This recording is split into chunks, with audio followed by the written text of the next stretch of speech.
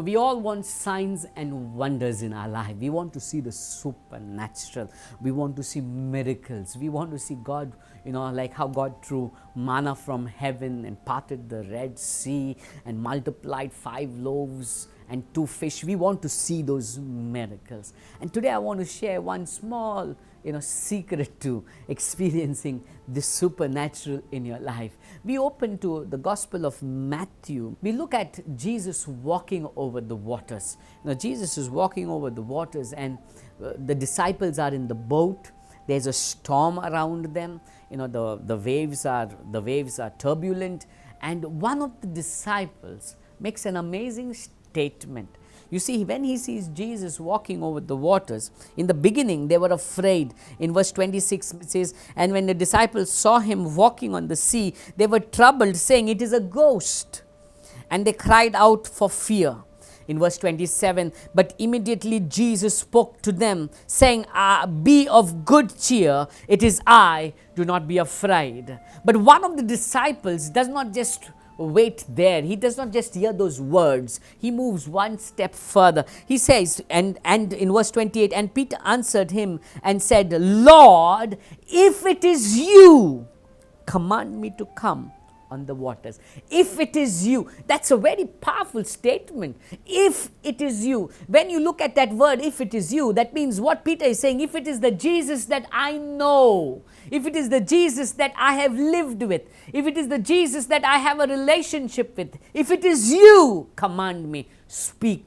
You see, what Peter is saying is, I know you to be a God of miracles.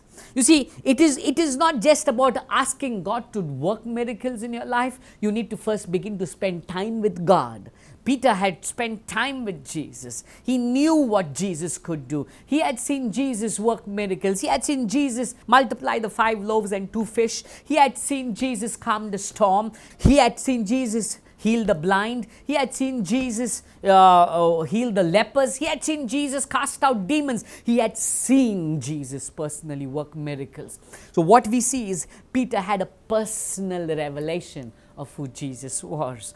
We need to know, if you want to see a supernatural work of God in your life, you need to have your own personal revelation of who God is and what He can do. Peter had his own personal revelation. Not just a personal revelation, but Peter had his own personal relationship with Jesus. You see, he walked with Jesus.